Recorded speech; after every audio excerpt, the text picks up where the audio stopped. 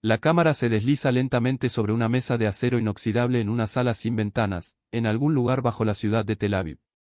Luz fría. Silencio clínico. Sobre la superficie metálica descansa un sobre de papel crema, elegante, con detalles en relieve dorado. Parece una invitación de boda como cualquier otra. Bordes delicados. Caligrafía impecable. El tipo de objeto que uno sostendría con cuidado para no arrugar. Pero este sobre nunca llegó a su destinatario.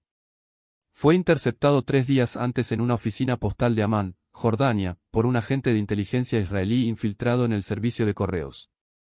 El sobre iba dirigido a un hombre llamado Faisal al-Rasid, comandante de operaciones de una red terrorista que había orquestado 7 atentados mortales contra objetivos civiles israelíes en menos de 18 meses. Al-Rasid no sospechaba nada. No sabía que su nombre había sido marcado en rojo en los archivos del Mossad desde hacía 2 años. No sabía que cada carta que recibía, cada llamada que hacía, cada paso que daba, estaba siendo registrado, analizado, archivado. Y no sabía que esta invitación de boda no era real. Era una trampa. Dentro del sobre, en papel de algodón fino, estaba escrita una invitación para la boda de su sobrina Laila, programada para el 15 de mayo de 1986 en un salón de eventos en Beirut. La fecha era precisa. El lugar existía. Los nombres eran auténticos. Todo había sido verificado, falsificado con meticulosidad quirúrgica. Hasta la tinta utilizada coincidía con el estilo de impresión usado por las familias adineradas del Líbano en aquella época. El Mossad había diseñado esta invitación durante 4 meses. 4 meses de vigilancia. 4 meses de infiltración cultural. 4 meses de estudio psicológico sobre las costumbres familiares de un hombre que nunca debía saber que estaba siendo estudiado. La operación tenía un nombre clasificado que solo conocían 12 personas en todo Israel, Operación Paloma Blanca. No fue concebida para matar. Fue concebida para desmantelar. A mediados de la década de 1980, Medio Oriente era un tablero de ajedrez incendiado. Líbano sangraba desde hacía más de una década. La guerra civil libanesa había convertido Beirut, alguna vez llamada la París del Mediterráneo, en un laberinto de escombros, facciones armadas y lealtades fracturadas. Siria ocupaba el este. Israel controlaba el sur. Las milicias cristianas, los grupos drusos, las facciones palestinas y Hezbollah luchaban por territorios cada vez más pequeños y simbólicos. Pero bajo ese caos visible, otra guerra se libraba en silencio. Una guerra de inteligencia. Una guerra donde los archivos valían más que los tanques, donde una fotografía correcta podía cambiar el rumbo de una campaña militar, donde un agente infiltrado podía salvar más vidas que un batallón entero. Israel enfrentaba una amenaza específica y creciente, redes terroristas financiadas desde Damasco, entrenadas en campos iraníes, operando desde refugios en el Valle de la Beca. Estas redes no eran simples células improvisadas. Eran estructuras jerárquicas, disciplinadas, con capacidad logística sofisticada. Coordinaban ataques transfronterizos, secuestros de rehenes, atentados con explosivos en autobuses, mercados, escuelas. Y en la cúspide de una de estas redes estaba Faisal al-Rasid. Al-Rasid no era un fanático gritando consignas en la calle. Era un ingeniero formado en la Universidad Americana de Beirut, hijo de una familia terrateniente sunita con conexiones políticas profundas. Hablaba 3 idiomas. Leía filosofía europea. Vestía trajes italianos. En público, aparentaba ser un hombre de negocios discreto. En privado, era el cerebro detrás de una red que movía armas, explosivos, pasaportes falsos y dinero en efectivo a través de 5 países. El Mossad lo había identificado en 1984, pero rastrearlo resultó imposible. Al-Rasid nunca usaba teléfonos. Cambiaba de residencia cada pocas semanas. Sus reuniones se realizaban en espacios abiertos, parques, cafés ruidosos, lugares donde las escuchas electrónicas eran inútiles. No confiaba en nadie. No dejaba rastros digitales. Era un fantasma operativo. Los métodos tradicionales de vigilancia fracasaban. Las escuchas no capturaban nada útil. Los seguimientos físicos se perdían en las calles estrechas de Beirut Oeste. Los intentos de infiltración habían sido detectados y neutralizados con violencia. 2 agentes israelíes habían sido ejecutados en 1985 tras ser descubiertos intentando acercarse a miembros menores de la red. El Mossad necesitaba algo distinto. Algo que Al-Rashid no pudiera rechazar. Algo que no levantara sospechas. Algo culturalmente irresistible. Y entonces, un analista de 32 años llamado David Samir propuso una idea que parecía absurda: una boda. David Samir era un hombre menudo, de gafas gruesas y manos manchadas de tinta. Pasaba 14 horas diarias en el archivo central del Mossad en Tel Aviv, revisando expedientes, cruzando datos, buscando patrones que otros habían ignorado. No era un agente de campo. No sabía disparar un arma. Nunca había estado en territorio hostil. Pero tenía un don para leer entre líneas. Durante meses, Samir estudió a Faisal al-Rashid no como un objetivo militar, sino como un ser humano. Revisó cada fotografía, cada documento interceptado, cada fragmento de conversación grabada. Y descubrió algo crucial: al-Rashid amaba profundamente a su familia. Asistía a todos los eventos familiares importantes, incluso arriesgando su seguridad. Había viajado a Damasco en 1983 para el funeral de su tío, a pesar de que la inteligencia siria lo tenía bajo vigilancia. Había enviado dinero a su hermana en Amán cuando su esposo murió. Había organizado una fiesta de graduación para su sobrino en Trípoli. Samir escribió un memorándum de 17 páginas argumentando que la debilidad de al-Rashid no era militar ni financiera. Era emocional. Era su sentido del honor familiar. Era su incapacidad para ignorar las obligaciones tribales.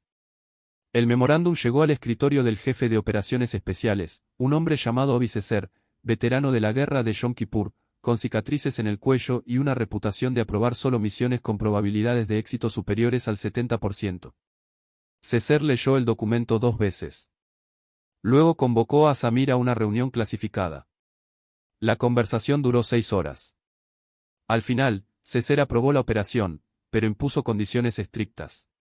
Ningún riesgo innecesario. Ninguna improvisación. Cada detalle debía ser verificable, culturalmente preciso, emocionalmente convincente. Si algo parecía falso, si un solo elemento desentonaba, al-Rashid lo detectaría. Y si lo detectaba, no solo escaparía. Advertiría a toda su red. La operación no solo fracasaría. Comprometería futuros intentos de infiltración. El margen de error era cero. Para que la invitación de boda funcionara, el Mossad necesitaba que todo el evento fuera real. No podía ser una fachada vacía. Tenía que existir una novia, un novio, una familia, una celebración genuina programada para una fecha específica. Pero crear una boda falsa en Beirut en 1986 no era simple. Requería infiltración profunda en círculos sociales específicos. Requería conocimiento íntimo de las costumbres matrimoniales sunitas.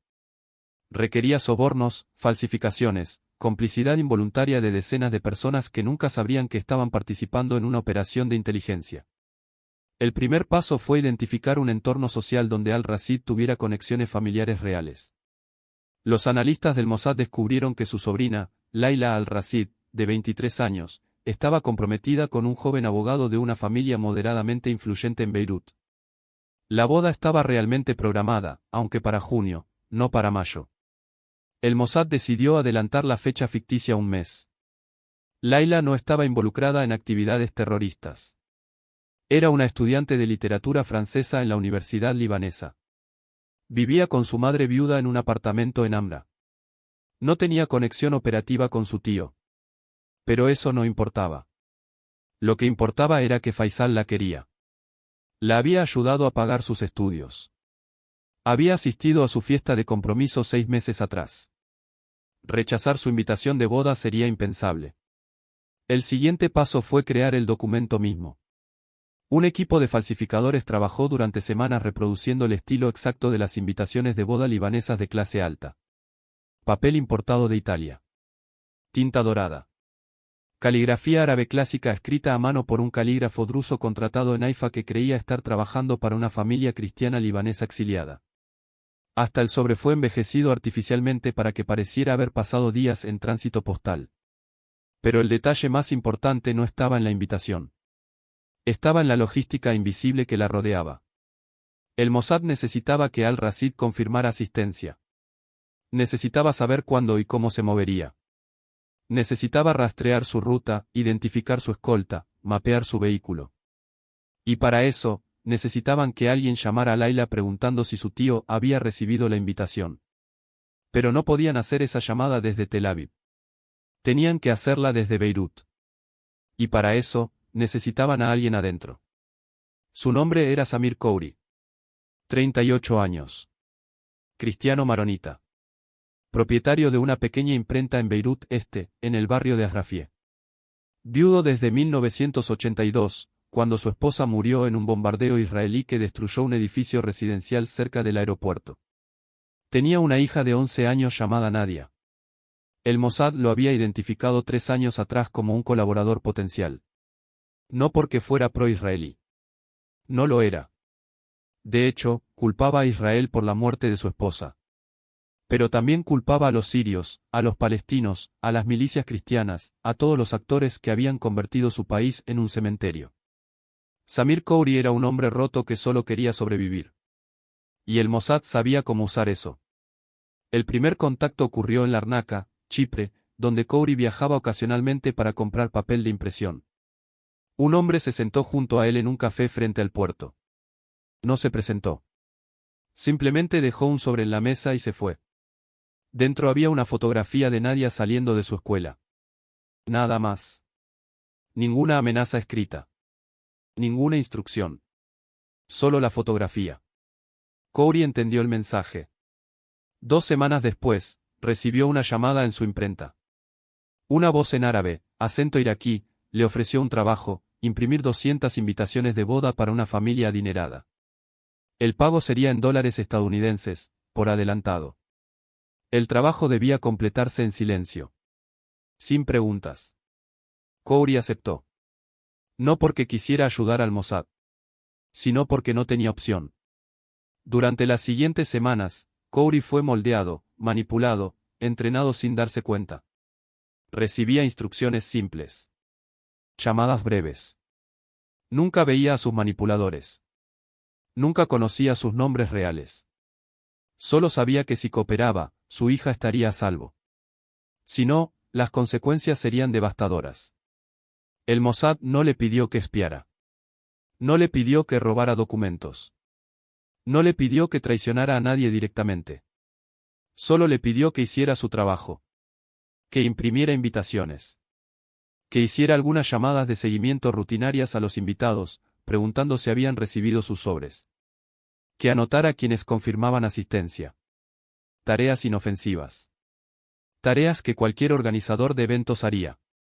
Pero cada dato que Samir Khoury recopilaba era transmitido al Mossad. Cada nombre. Cada dirección. Cada confirmación de asistencia. Y cuando llamó a Layla al-Rashid para confirmar que su tío Faisal había recibido la invitación, ella respondió con entusiasmo que sí, que había hablado con él por teléfono 2 días atrás, que estaba emocionado, que definitivamente asistiría. Esa confirmación llegó a Tel Aviv en menos de 1 hora. La trampa estaba lista. Durante las 3 semanas previas al 15 de mayo, el Mossad desplegó recursos masivos en Beirut. Agentes durmientes fueron activados. Equipos de vigilancia técnica instalaron cámaras de fibra óptica en edificios estratégicos.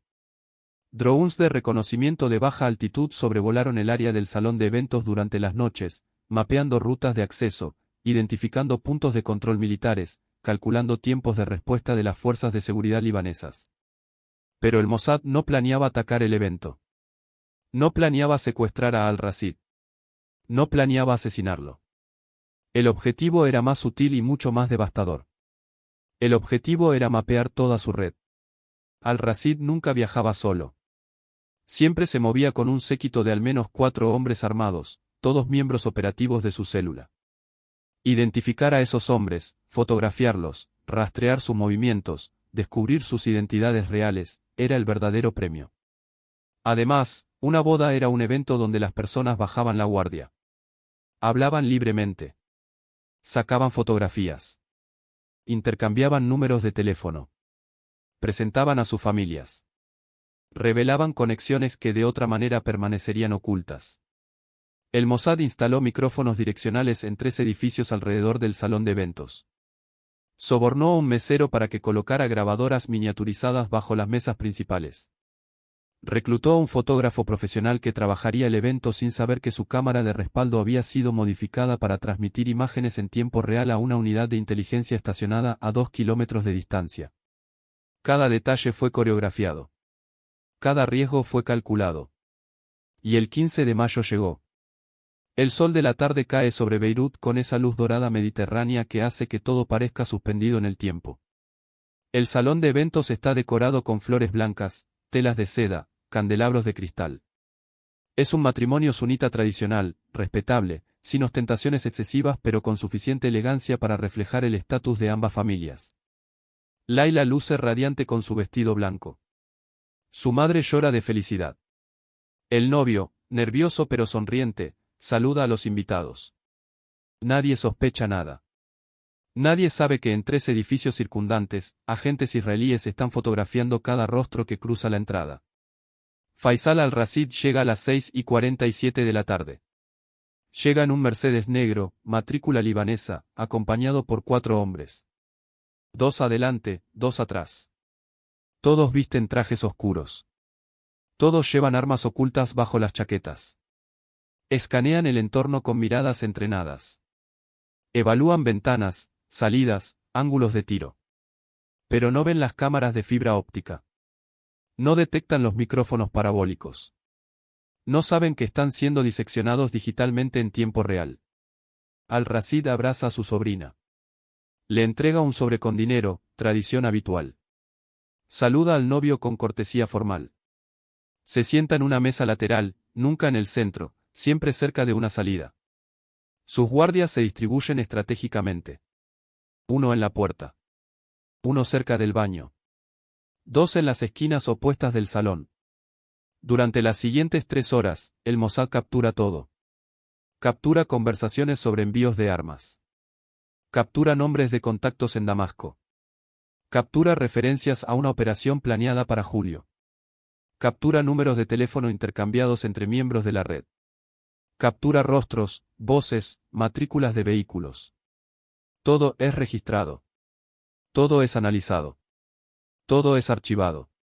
Al-Rashid nunca sospecha nada. Para él, es solo una boda familiar. Un momento de normalidad en medio de una guerra. Un respiro breve antes de volver a la clandestinidad. A las 10:12 de la noche, se despide. Abraza a Laila una vez más. Felicita al novio. Sube al Mercedes y desaparece en las calles oscuras de Beirut. El Mossad no lo sigue. No necesita seguirlo. Ya tiene lo que vino a buscar. A 2 kilómetros del salón de eventos, en el sótano reforzado de un edificio comercial que oficialmente alberga una empresa de importación de textiles, una sala iluminada por monitores azules vibra con actividad controlada. 7 analistas trabajan en silencio. Auriculares. Teclados. Pantallas divididas mostrando diferentes ángulos del salón de bodas. Cada conversación capturada es transcrita en tiempo real. Cada rostro fotografiado es comparado inmediatamente con bases de datos de inteligencia regional. El comandante de la operación es una mujer de 43 años llamada Rachel Benzion. Veterana de operaciones en Europa del Este durante los años 70. Habla 5 idiomas. Tiene cicatrices de metralla en el brazo izquierdo desde una operación fallida en Bucarest en 1978. No sonríe. No celebra. Solo observa, procesa, decide. Cuando Al-Rashid llega al evento, Benzion no muestra emoción. Simplemente levanta 2 dedos. Un gesto silencioso. Los analistas intensifican su enfoque. Las grabaciones de audio se amplifican. Los sistemas de reconocimiento facial escanean cada cara en un radio de 50 metros alrededor del objetivo. Durante la boda, Benzion escucha cada conversación capturada. Sus oídos están entrenados para detectar palabras clave en árabe dialectal. Términos codificados. Referencias geográficas ambiguas. Nombres que podrían ser apodos operativos. A las 8:22 de la noche, uno de los guardias de Al-Rashid sale del salón para fumar. Habla por teléfono durante 4 minutos. La llamada es interceptada. La voz del otro lado menciona un envío que llegará a Sidón el martes siguiente. No especifica qué tipo de envío. No necesita hacerlo. El contexto es suficiente. Mención anota, Sidón. Martes. Envío.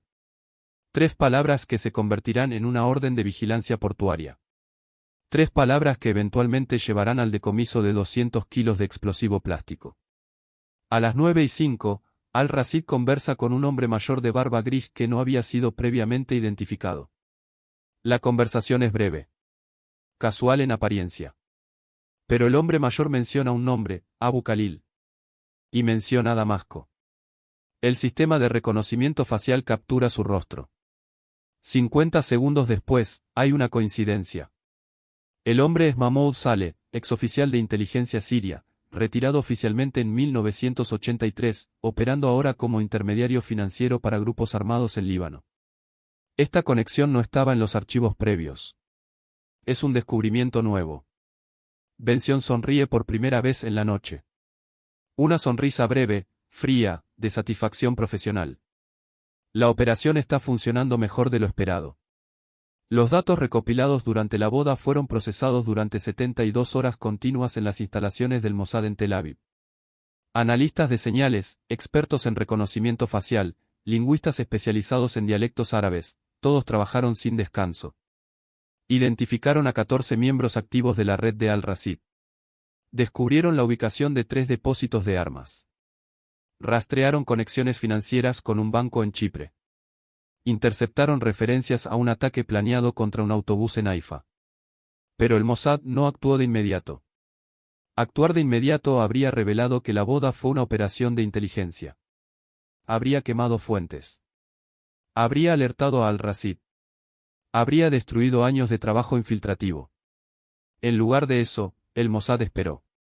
Esperó 6 semanas. Durante esas 6 semanas, compartió selectivamente información con agencias de inteligencia aliadas. La CIA recibió datos sobre conexiones iraníes. El servicio de inteligencia jordano recibió información sobre células operando en Amán. El Shin Bet israelí recibió detalles sobre el ataque planeado en Haifa. Cada agencia actuó de forma independiente. En julio, las autoridades jordanas arrestaron a 2 miembros de la red en un control de tráfico rutinario. Encontraron pasaportes falsos. Los interrogaron. Obtuvieron nombres adicionales. En agosto, el Shin Bet desmanteló la célula que planeaba el ataque en Haifa. 6 arrestos. 3 toneladas de explosivos confiscados.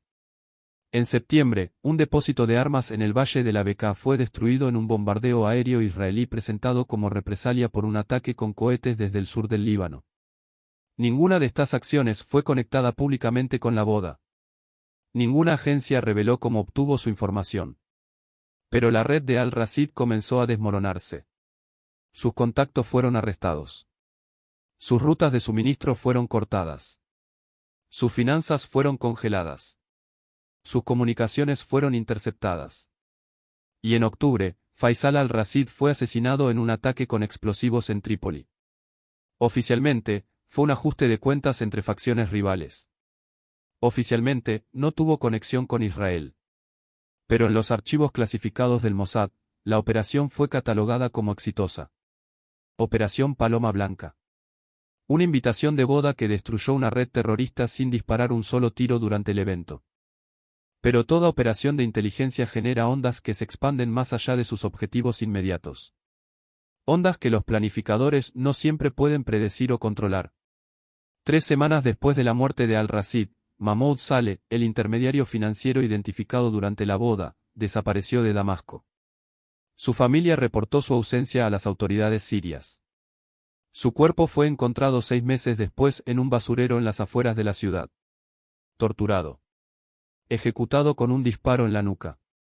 Las autoridades sirias concluyeron que había sido eliminado por sus propios empleadores, sospechando que era un informante. No estaban completamente equivocados. Aunque Saleh nunca colaboró conscientemente con el Mossad, su presencia en la boda lo marcó. Su conversación con Al-Rashid fue interceptada. Y cuando la red comenzó a colapsar, alguien en Damasco decidió que Saleh sabía demasiado. Fue asesinado por paranoia. Por la atmósfera de desconfianza que la operación Paloma Blanca había inyectado en la estructura operativa. En Amán, uno de los hombres arrestados durante el control de tráfico era inocente. Su nombre era similar al de un operativo real. Una coincidencia desafortunada. Fue interrogado durante 3 semanas. Torturado. Eventualmente liberado sin cargos. Pero su vida quedó destruida. Perdió su trabajo. Su familia lo repudió, sospechando que había colaborado con los interrogadores para obtener su libertad. Murió en 2001, alcohólico, viviendo en las calles de Amán. Daño colateral. Un término clínico para describir vidas arruinadas por errores de identificación en una guerra que no reconoce neutralidad. Y en Beirut, Laila al-Rashid nunca supo que su boda había sido instrumentalizada. Siguió su vida. Tuvo 3 hijos. Se divorció en 1993. Se convirtió en profesora de literatura en una escuela privada. Envejeció en un Líbano que lentamente emergía de la guerra civil. Pero en 2015, un periodista investigativo libanés publicó un artículo sugiriendo que ciertos eventos sociales en los años 80 habían sido infiltrados por servicios de inteligencia extranjeros. No mencionaba nombres específicos. No tenía pruebas concretas. Pero especulaba. Laila leyó el artículo. Y por primera vez en casi 30 años, recordó que su tío Faisal había muerto 3 meses después de su boda. Recordó que varios de sus invitados habían sido arrestados o habían desaparecido ese mismo año. Recordó que un fotógrafo en su boda llevaba equipo inusualmente sofisticado para un evento familiar modesto. Nunca confirmó nada. Nunca investigó más. Pero la duda quedó sembrada. Y esa duda, ese conocimiento intuitivo de que su día más feliz pudo haber sido una operación militar, la persiguió hasta su muerte en 2019. Samir Khoury nunca supo el alcance de lo que ayudó a construir. Nunca supo que las invitaciones que imprimió fueron parte de una operación de inteligencia que desmanteló una estructura terrorista completa. Nunca supo que los nombres que anotó llevaron a arrestos, bombardeos, ejecuciones. Solo supo que un día, después de que todo terminó, dejaron de llamarlo. Las instrucciones cesaron. Los pagos se detuvieron. Fue abandonado sin explicación, sin agradecimiento, sin reconocimiento. Siguió operando su imprenta en Beirut. Siguió criando a su hija. Siguió viviendo en un país desgarrado por la guerra. Pero algo en él había cambiado. Había cruzado una línea invisible. Había traicionado a personas sin saber exactamente a quiénes. Había facilitado operaciones cuyas consecuencias nunca comprendería completamente. Y esa ambigüedad moral lo perseguiría durante años. Comenzó a beber. No excesivamente. No de forma destructiva. Pero todas las noches, después de cerrar la imprenta, se sentaba en su balcón con un vaso de arak y miraba las luces de Beirut parpadeando en la distancia. Y pensaba en las voces que le habían dado órdenes. Y pensaba en la fotografía de su hija que habían dejado en aquella mesa en Chipre. Y pensaba en cuántas personas podrían haber muerto porque le había impreso invitaciones de boda. En 1992, Nadia, su hija, tenía 17 años. Hermosa. Inteligente. Con aspiraciones de estudiar medicina en Francia. Khoury había ahorrado durante años para pagarle la educación. Había sacrificado todo para darle una oportunidad de escapar del Líbano. Una tarde, mientras organizaba papeles viejos en la imprenta, Nadia encontró un sobre de los que su padre había impreso en 1986.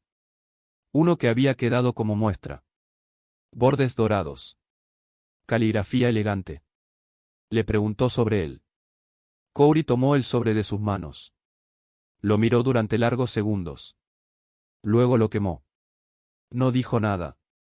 Solo lo quemó en un cenicero mientras Nadia observaba, confundida. Nunca le explicó por qué. Algunas verdades son demasiado pesadas para compartir, incluso con aquellos a quienes más amas. Operación Paloma Blanca no fue la primera vez que el Mossad utilizó eventos culturales como vectores de infiltración. Pero fue una de las más sofisticadas. Y estableció un precedente metodológico que sería estudiado, refinado y replicado en operaciones posteriores. La doctrina era simple: las personas bajan la guardia durante momentos de celebración. Las bodas, los funerales, las graduaciones, los festivales religiosos, son espacios donde las estructuras formales de seguridad se relajan. Donde los enemigos se encuentran en contextos neutrales. donde las conversaciones fluyen libremente, donde las conexiones se revelan naturalmente. El Mossad no inventó esta táctica. Los servicios de inteligencia soviéticos la habían usado durante décadas. La CIA había infiltrado reuniones diplomáticas disfrazadas de eventos sociales. Pero el Mossad la perfeccionó con un nivel de detalle cultural que otras agencias rara vez alcanzaban. Porque Israel, rodeado de enemigos, no podía permitirse el lujo de operaciones imprecisas. Cada error era potencialmente catastrófico. Cada operación fallida fortalecía a sus adversarios. Cada agente capturado revelaba métodos y comprometía futuros intentos. Así que el Mossad invirtió recursos extraordinarios en entender culturas, idiomas, costumbres, psicologías individuales. No solo estudiaban objetivos militares. Estudiaban familias. Estudiaban tradiciones. Estudiaban el tipo de papel usado en invitaciones de boda. El tipo de comida servida en funerales. El tipo de música tocada en celebraciones religiosas. Porque en el mundo de la inteligencia, los detalles pequeños son los que determinan el éxito o el fracaso. Un sobre mal diseñado habría alertado a Al-Rashid. Una fecha culturalmente inapropiada habría levantado sospechas. Un calígrafo que no dominara los estilos regionales habría producido un documento detectablemente falso. Pero el Mossad no cometió esos errores. Y por eso la operación funcionó. Rachel Benzion, la comandante de la operación, nunca habló públicamente sobre Operación Paloma Blanca. Nunca escribió memorias. Nunca dio entrevistas. Se retiró del Mossad en 1993, después de 23 años de servicio. Pero el precio personal que pagó por esos años fue inmenso. Había sacrificado un matrimonio.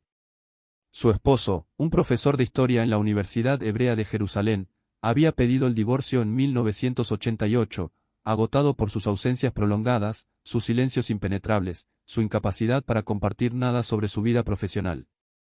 Había sacrificado la relación con sus hijos.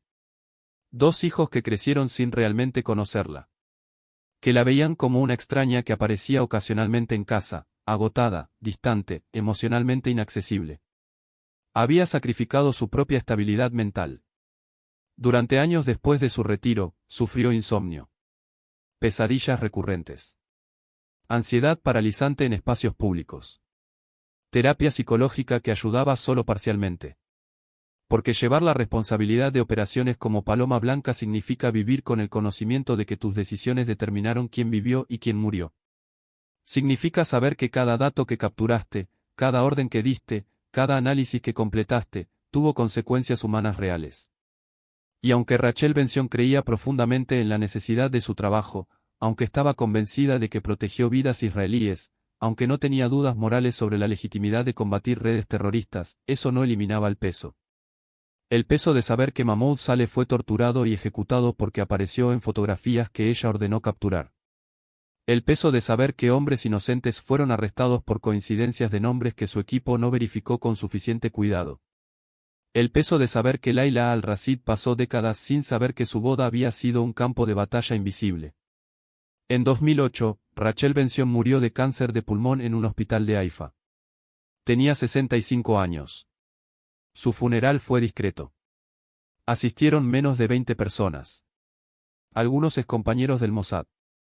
Sus hijos, distantes pero respetuosos. Ningún funcionario de alto rango. Porque así es como mueren la mayoría de los operadores de inteligencia. En silencio. Sin reconocimiento público. Llevándose sus secretos a la tumba. David Samir, el analista que concibió la operación, nunca recibió reconocimiento público. Nunca fue promovido a posiciones de liderazgo visible. Siguió trabajando en archivos clasificados, buscando patrones, proponiendo operaciones que otros ejecutarían. Pero dentro del Mossad, su trabajo era legendario. Otros analistas estudiaban sus memorándums como modelos de pensamiento estratégico. Sus métodos de análisis psicológico se convirtieron en parte del currículo de entrenamiento. Su capacidad para identificar debilidades emocionales en objetivos de alta seguridad era considerada insuperable. Sin embargo, Samir nunca estuvo cómodo con esa reputación.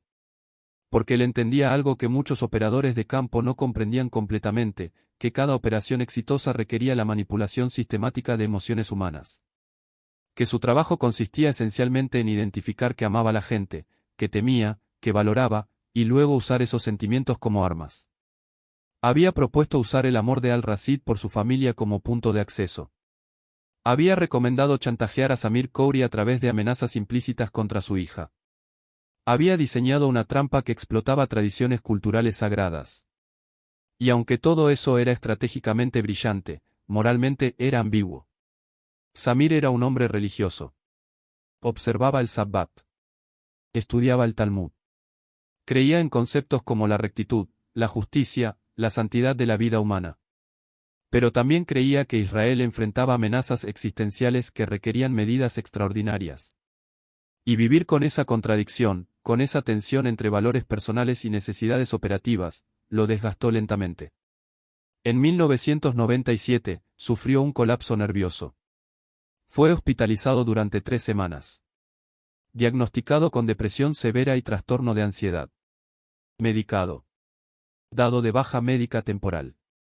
Nunca regresó completamente a su nivel anterior de productividad. Murió en 2003 de un ataque cardíaco. Su obituario en el periódico fue de 3 líneas. No mencionó su trabajo. No mencionó Operación Paloma Blanca. No mencionó que una de sus ideas había salvado vidas israelíes y terminado otras. Simplemente decía, David Samir, analista retirado, sobrevivido por su esposa y 2 hijos. 38 años después de Operación Paloma Blanca, el mundo ha cambiado radicalmente. Líbano ha emergido parcialmente de su guerra civil, aunque las tensiones sectarias persisten. Israel enfrenta amenazas diferentes, aunque igual de existenciales. La tecnología de vigilancia ha evolucionado más allá de lo que los operadores de 1986 podrían haber imaginado. Pero los principios fundamentales de la inteligencia humana permanecen constantes. Las personas siguen teniendo familias que aman. Siguen asistiendo a bodas, funerales, celebraciones. Siguen bajando la guardia en momentos de alegría o dolor. Y los servicios de inteligencia siguen explotando esas vulnerabilidades. Operación Paloma Blanca nunca fue desclasificada oficialmente. No aparece en libros de historia pública. No fue revelada en documentales. Los participantes que aún viven no hablan de ella. Pero su metodología persiste. En archivos clasificados de múltiples agencias de inteligencia alrededor del mundo, existen operaciones catalogadas con nombres diferentes pero conceptualmente idénticas. Operaciones que usan eventos culturales como vectores de infiltración. Que explotan tradiciones familiares. Que convierten celebraciones en campos de batalla invisibles. Porque la guerra moderna no siempre se libra con tanques y misiles. A veces se libra con invitaciones de boda. Con sobres elegantes. Con caligrafía perfecta. Con detalles tan precisos que nadie sospecha que son armas. La muerte de Faisal al-Rashid en octubre de 1986 no significó el fin de su red terrorista. Las estructuras operativas raramente colapsan completamente con la eliminación de un solo líder. Pero su ausencia creó un vacío de poder que fracturó la organización en facciones rivales. 3 hombres intentaron sucederlo. El primero, un comandante militar llamado Hassan Abbani, fue asesinado en Beirut 2 meses después de la muerte de al-Rashid. Las circunstancias nunca fueron esclarecidas. Oficialmente fue un tiroteo relacionado con deudas de juego. Extraoficialmente, el Mossad había identificado a Abbani en la boda y había pasado su nombre a una milicia cristiana que tenía cuentas pendientes con él.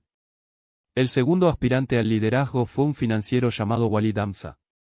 Intentó consolidar el control de las rutas de suministro de armas que al-Rashid había establecido. Pero la inteligencia capturada durante la boda había revelado detalles sobre esas rutas. En enero de 1987, un convoy de camiones que transportaba explosivos fue interceptado por fuerzas de seguridad jordanas en la frontera con Siria. Hamza fue arrestado. Pasó 18 años en prisión. El tercer candidato simplemente desapareció. Nadie supo si huyó, si fue eliminado, o si decidió retirarse anticipando que cualquier intento de reconstruir la red sería detectado y neutralizado. Para finales de 1987, la estructura operativa que al-Rashid había construido durante años estaba destruida. Fragmentada en células pequeñas, desconectadas, incapaces de coordinar ataques sofisticados. Algunas de esas células continuaron operando, pero a escala mucho menor. Algunas se fusionaron con otros grupos. Algunas simplemente se disolvieron. El Mossad estimó que Operación Paloma Blanca previno al menos 11 ataques planeados. Ataques que podrían haber matado a cientos de civiles israelíes. Atentados con autobuses bomba. Secuestros de aviones. Ataques con cohetes contra poblaciones civiles. Pero esas son vidas que nunca fueron perdidas. Tragedias que nunca ocurrieron. Titulares que nunca fueron escritos. Y ese es el problema fundamental de medir el éxito en operaciones de inteligencia preventivas: los mayores logros son invisibles. Son eventos que no sucedieron. Son personas que no murieron. Son familias que nunca tuvieron que llorar. Nadie construye monumentos a las tragedias prevenidas. Nadie escribe canciones sobre los ataques que nunca ocurrieron. Nadie recuerda a las víctimas que no existieron porque alguien, en algún lugar, hizo su trabajo correctamente. Uno de los aspectos más perturbadores de Operación Paloma Blanca fue el uso de colaboradores involuntarios. Personas que participaron en la operación sin saber que estaban siendo utilizadas. Samir Khoury fue uno. Pero no fue el único. El fotógrafo que trabajó la boda se llamaba Antoine Matar. 41 años. Armenio-libanés.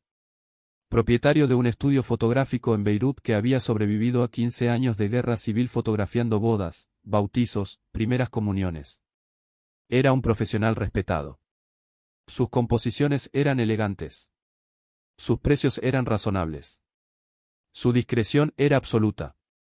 Matar fue contactado 3 semanas antes de la boda por un hombre que se presentó como el coordinador del evento. Le ofrecieron el doble de su tarifa habitual si aceptaba usar una cámara de respaldo proporcionada por el cliente. Una Nikon F3 de aspecto completamente normal. El hombre explicó que la familia quería garantizar la máxima calidad y estaba dispuesta a pagar por equipo adicional. Matar aceptó sin sospechar nada. No sabía que la cámara había sido modificada. Que cada fotografía que tomaba era transmitida simultáneamente a una estación de recepción a 2 kilómetros de distancia. Que cada rostro capturado era procesado por sistemas de reconocimiento facial. Que estaba documentando objetivos de inteligencia. Trabajó la boda profesionalmente. Capturó momentos hermosos. La novia sonriendo. Los invitados bailando. La familia celebrando. Y sin saberlo, documentó a 14 miembros de una red terrorista. Nunca supo. Siguió fotografiando bodas durante 20 años más. Se retiró en 2006. Murió en 2014 de complicaciones relacionadas con diabetes. En su funeral, antiguos clientes hablaron de su profesionalismo, su amabilidad, su habilidad para capturar momentos íntimos sin ser intrusivo. Nadie mencionó que una vez, sin saberlo, había sido parte de una operación de inteligencia militar. Y esa es quizás la ironía más profunda de Operación Paloma Blanca, que la mayoría de las personas involucradas nunca supieron que estaban involucradas. Vivieron vidas normales. Murieron sin conocer su papel en una historia más grande. Fueron instrumentos en una sinfonía que nunca escucharon completamente. En los años posteriores a Operación Paloma Blanca, el Mossad refinó la metodología de infiltración cultural. Las lecciones aprendidas fueron codificadas en manuales de entrenamiento clasificados. Nuevas operaciones fueron diseñadas basándose en los mismos principios fundamentales.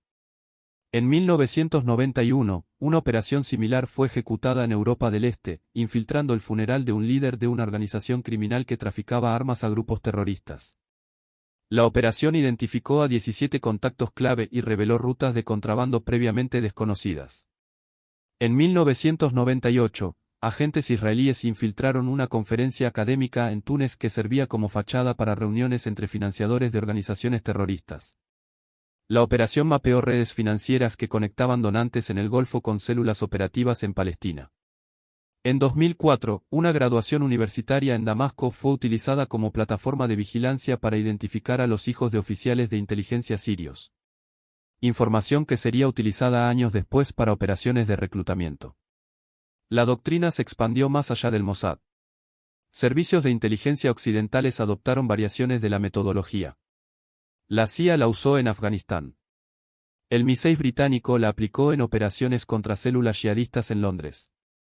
Los servicios de inteligencia franceses la emplearon infiltrando mezquitas radicales en París. Porque la metodología era efectiva. Y porque los eventos sociales, culturales y religiosos ofrecen oportunidades únicas que no existen en otros contextos operativos. Las personas se reúnen voluntariamente. Revelan conexiones naturalmente. Bajan defensas psicológicas. Operan en entornos predecibles. Y los servicios de inteligencia aprendieron a explotar sistemáticamente esas características. Pero cada iteración de la metodología también generaba nuevas preguntas éticas. ¿Hasta qué punto es aceptable instrumentalizar eventos sagrados? ¿Hasta dónde es legítimo manipular tradiciones culturales? Cuando el fin deja de justificar los medios. Esas preguntas nunca fueron resueltas completamente. Porque no tienen respuestas universales. Porque dependen de contextos, amenazas, alternativas disponibles. Porque la ética de la inteligencia opera en zonas grises donde los absolutos morales rara vez existen. Nadia Khoury, la hija de Samir, nunca supo que su padre había sido manipulado por el Mossad. Creció en Beirut durante los años finales de la Guerra Civil. Estudió medicina en la Universidad Americana de Beirut. Se especializó en pediatría. Se casó con un ingeniero civil. Tuvo 2 hijos. Construyó una vida normal en circunstancias anormales. Pero en 2011, algo cambió. Su padre, Samir, murió de un derrame cerebral a los 63 años. Al limpiar su apartamento, Nadia encontró una caja de metal escondida en el fondo de un armario. Dentro había documentos que su padre nunca había mencionado. Recibos de pagos en dólares estadounidenses de los años 80. Listas de nombres escritas a mano. Y 3 fotografías de ella misma, tomadas cuando tenía 11 años, saliendo de su escuela. Las fotografías la perturbaron profundamente. Eran imágenes de vigilancia. Ángulos extraños. Distancia considerable. Claramente no eran fotografías familiares. Nadia investigó discretamente.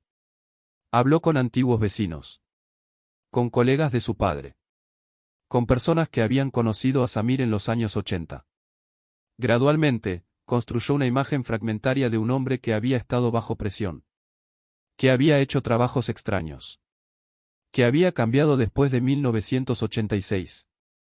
Nunca confirmó completamente la conexión con servicios de inteligencia. Pero entendió suficiente para darse cuenta de que su padre había sido utilizado. Que su infancia había estado bajo amenaza de formas que nunca había sabido. Que la supervivencia de su familia había dependido de la cooperación de su padre con fuerzas que nunca reveló. Y esa comprensión la cambió. Comenzó a ver el conflicto de Medio Oriente de manera diferente. No con mayor simpatía hacia ningún bando, sino con mayor escepticismo hacia todos. Entendió que las guerras no se libran solo entre ejércitos, sino a través de familias, eventos culturales, espacios cotidianos. En 2015, Nadia emigró a Canadá con su familia. No por razones políticas. Simplemente quería que sus hijos crecieran lejos de la región. Lejos de las tensiones. Lejos de las operaciones invisibles que consumen vidas sin que las personas siquiera lo sepan. Vive ahora en Montreal. Trabaja en un hospital infantil. Habla raramente sobre su pasado. Sus hijos crecen sin conocer la historia completa de su abuelo. Y quizás eso es lo mejor. Porque algunas historias son demasiado pesadas para heredar. La cámara regresa lentamente a la sala sin ventanas bajo Tel Aviv. La mesa de acero inoxidable. La luz fría. El sobre de papel crema todavía descansa allí, preservado en una funda plástica transparente. Un artefacto de una operación que ya es historia. Pero no es solo un objeto. Es un símbolo. Un símbolo de la complejidad moral de la inteligencia moderna. De las líneas borrosas entre protección y manipulación. Entre necesidad estratégica y explotación humana. Entre salvar vidas y arruinar otras. Porque al final, esa es la verdadera naturaleza de las operaciones de inteligencia. No son heroicas en el sentido cinematográfico. No hay claridad moral absoluta. No hay villanos unidimensionales ni héroes inmaculados. Solo hay personas tomando decisiones difíciles con información incompleta bajo presiones existenciales. Personas como Rachel Benzion, que sacrificó su vida personal para proteger a su país. Personas como David Samir, que usó su brillantez analítica de formas que eventualmente lo destrozaron psicológicamente. Personas como Samir Khoury, que fue manipulado a través de amenazas implícitas contra su hija y vivió el resto de su vida sin saber exactamente qué papel había jugado. Personas como Laila al-Rashid, cuya celebración más feliz fue instrumentalizada sin su conocimiento ni consentimiento. Todas ellas fueron piezas en una operación más grande. Todas ellas pagaron precios que nunca eligieron pagar. Y esa es la verdad que las películas rara vez muestran. Que la inteligencia funciona. Que salva vidas. Que previene ataques. Que desarma redes terroristas. Pero que también consume a las personas que la ejecutan. Que genera daños colaterales imposibles de cuantificar. Que opera en zonas de ambigüedad moral donde las respuestas correctas no existen. Operación Paloma Blanca fue exitosa según todos los criterios operativos. Desmanteló una red terrorista. Previno múltiples atentados. Salvó vidas civiles israelíes. Pero también destruyó vidas libanesas. También manipuló tradiciones culturales sagradas. También convirtió un momento de celebración familiar en un acto de guerra encubierta. Y reconocer ambas verdades simultáneamente, sin negar ninguna, es esencial para comprender realmente cómo funciona el mundo de la inteligencia. No es un mundo de blanco y negro. Es un mundo de grises infinitos. Donde las decisiones correctas pueden tener consecuencias terribles. Donde las operaciones exitosas dejan cicatrices invisibles. Donde los héroes anónimos a menudo mueren con dudas que nunca resolvieron. Y donde un sobre elegante, con caligrafía perfecta y detalles dorados, puede ser simultáneamente una invitación de boda y un arma de guerra. La cámara se aleja. La luz se apaga. La sala desaparece en oscuridad. Y en algún lugar, en alguna ciudad, en algún país, otra operación similar está siendo planeada. Con otros nombres. Otros objetivos. Otros métodos. Pero con los mismos dilemas morales fundamentales. Porque mientras existan amenazas, existirá inteligencia. Y mientras exista inteligencia, existirán operaciones como Paloma Blanca. Silenciosas. Invisibles. Efectivas. Y moralmente complejas hasta el punto del dolor. Operación Paloma Blanca permanece en los archivos. Una leyenda dentro de la comunidad de inteligencia. Un caso de estudio sobre cómo la guerra moderna se libra no solo en campos de batalla, sino en salones de bodas, en imprentas modestas, en fotografías que parecen inocentes pero documentan objetivos militares. Es una historia que nunca será contada completamente porque los que la conocen mejor están muertos, retirados o juramentados al silencio. Es una operación que salvó vidas que nunca sabrán que fueron salvadas. Es una tragedia para personas que nunca entendieron completamente por qué sus vidas fueron alteradas. Y es un recordatorio de que en el mundo de la inteligencia, la línea entre héroe y villano, entre salvador y manipulador, entre necesidad y crueldad, es a menudo imposible de trazar. La única certeza es el silencio. El silencio de los archivos clasificados. El silencio de las tumbas. El silencio de las verdades que nunca serán reveladas. Y el silencio de un sobre de papel crema, descansando bajo luz fluorescente, guardando secretos que cambiarán el curso de una guerra que la mayoría de las personas nunca supieron que se estaba librando.